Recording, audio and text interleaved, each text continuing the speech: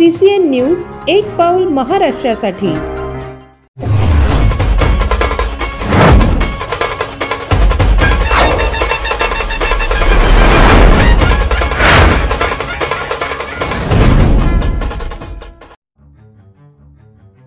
4 पिस्तूलसह जिवंत काडतुसे जप्त। मध्य प्रदेशच्या सीमावर्ती भागात कारवाई। 4 परप्रांतीयांना अटक। बुलढाणा व मध्य प्रदेश राज्याच्या सीमावर्ती भागात पोलिसांनी केलेल्या मोठ्या कारवाईत 4 पिस्तूल जिवंत काडतुसे जप्त करण्यात आले। या प्रकरणी परराज्यातील 4 गजाआड करण्यात आले आहे। लोकसभेच्या धामधुमीत शस्त्र तस्करीला वेग आलाय। पोलीस निवडणूक निमित्त व्यस्त असल्याने हा गोरखधंदा फोफावला आहे। अशाच एका कारवाईत सोनाळा पोलिसांनी वसाडी ते हाडियामल दरम्यान कारवाई केली।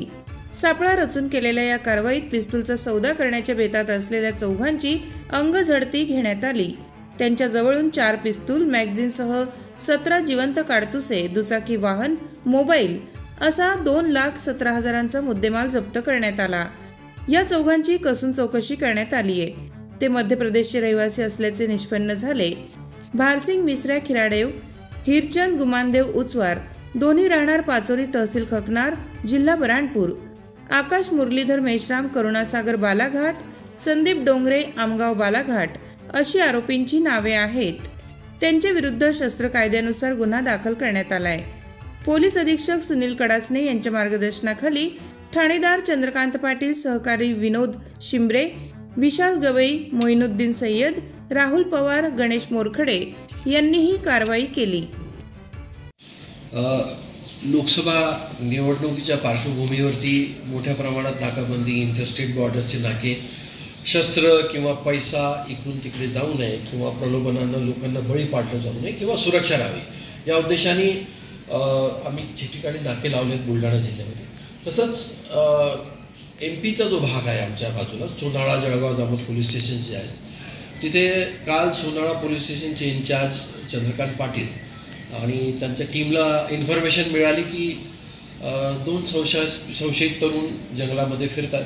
यांनी जाऊन चेक केलं असता त्यांच्याकडे 4 पिस्टल्स, देशी पिस्टल आणि 17 राऊंड त्यांच्याकडे मिळाले, 2 मोबाईल मिळाले।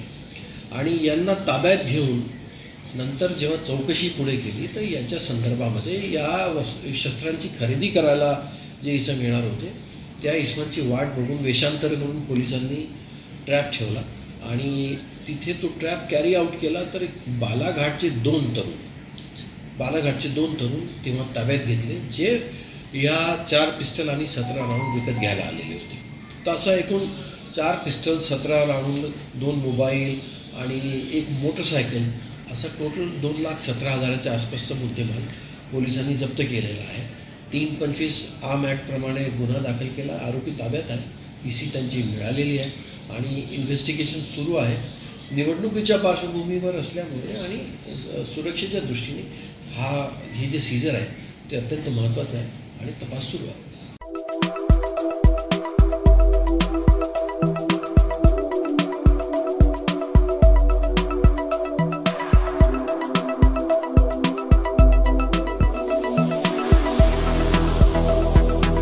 तसेच आपल्या भागातील महत्त्वाच्या बातम्या पाहण्यासाठी CCN न्यूज डेस्क चॅनलला सबस्क्राइब करा आणि बेल आयकॉन प्रेस करा।